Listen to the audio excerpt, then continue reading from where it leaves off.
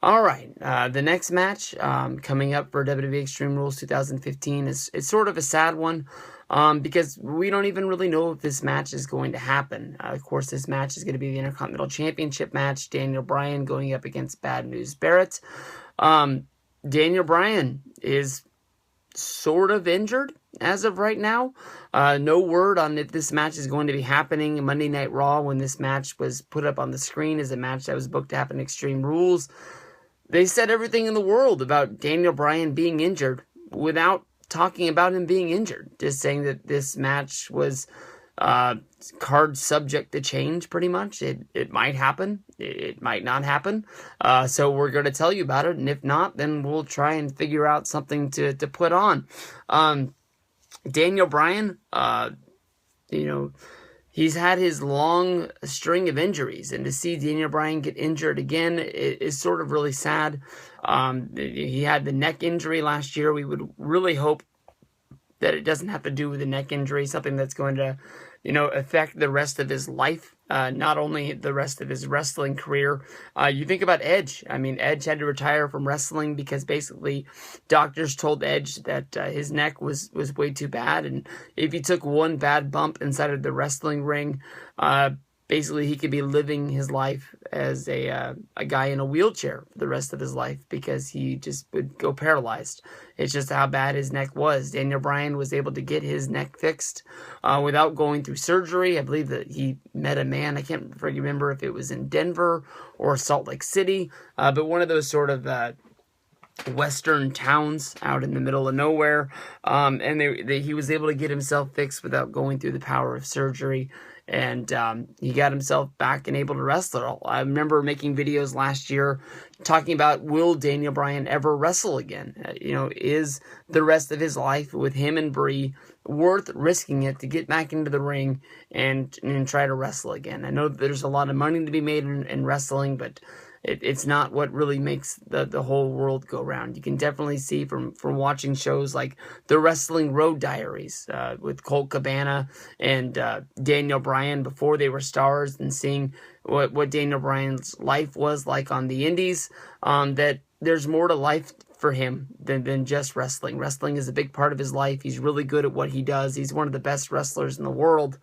But I just don't see him as a guy that when the chips are all on the line, he's going to go out there and have one more match just because he's got to pay the light bill at the end of the month. Bryan hasn't been on TV in the last couple of weeks. They've kept him off television. There's been fingers pointed, basically saying that Daniel Bryan suffered a concussion in the SmackDown match against Sheamus, which is a little bit weird because WWE normally steps in when you have a concussion and says you can't pass an impact test. You're not going to be able to get into the ring. But Daniel Bryan, I guess he had a concussion, and he wrestled on SmackDown and Raw for a whole week before getting pulled. And plus, I thought that when you have a concussion, you're not really supposed to get onto an airplane because the pressure that builds up inside of the airplane with the oxygen and everything that happens inside of the plane will really mess you up. You definitely don't want to travel when you have a leg clot, something that almost killed Ric Flair just a matter of a year or two ago when he was on a plane flying back from Japan. If Bryan's hurt and he's not able to wrestle, it's not the end of my world. The Daniel Bryan versus Wade Barrett match that barely has any build-up. They weren't able to even build up a stipulation for this match because I don't think they wanted Wade Barrett to be going on television, putting a stipulation on this match, making people have expectations about this match is going to happen when, they're definitely going to go out and really try to protect Daniel Bryan and see what they can get out of this guy. The writing out as of right now is out there on the wall. Him having the Intercontinental Championship was mainly supposed to be more about building the belt up more than it was about building him up. Daniel Bryan is the guy that fans like to see wrestle, and him being out there is a plus. But they're thinking about building the reputation of the Intercontinental Championship back up to what it once was. Bryan winning the Intercontinental Championship at WrestleMania 31 at the ladder match, taking Wade Barrett's belt. Wade Barrett, a 5-time Intercontinental Champion. If they do something like when Shawn lost his smile, or Shawn wasn't able to wrestle, and basically they have to do where Shawn passes the belt to Dean Douglas. Wade Barrett would become a 6-time Intercontinental Champion. Maybe they could do something like they did when Shawn had to give the belt up to Dean, have Razor fill in for him and just beat him. Just so you got your Intercontinental Championship, you held it for 15 minutes, but you lost it. Haha, maybe you could add in Luke Harper and Dean Ambrose, since their feud is mostly built around the Intercontinental Championship, making it a 3-way. But then again, Daniel Bryan doesn't have to be stripped of the championship right away just because he's injured. You go back and think about last year at WrestleMania. He was able to win the championship at the end, and then he beat Kane at Extreme Rules. Then he was supposed to have the Buried Alive match at Payback, which ended up, he wasn't able to wrestle because of his injury, and it took all the way until Money in the Bank before they were able to crown another champion, because they wanted to keep that championship on Bryan because of the plans of Bryan versus Brock Lesnar at SummerSlam. Was what the plan was supposed to be. But we'll have to see if this match is going to be going down. Bad News Barrett is one of the biggest, fiercest guys in the WWE.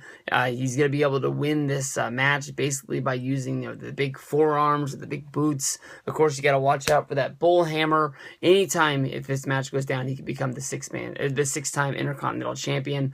But you can't take Daniel Bryan lightly. He's one of the best wrestlers in the world. He's got the yes movement behind him. He locks that yes lockdown, and he can get a win.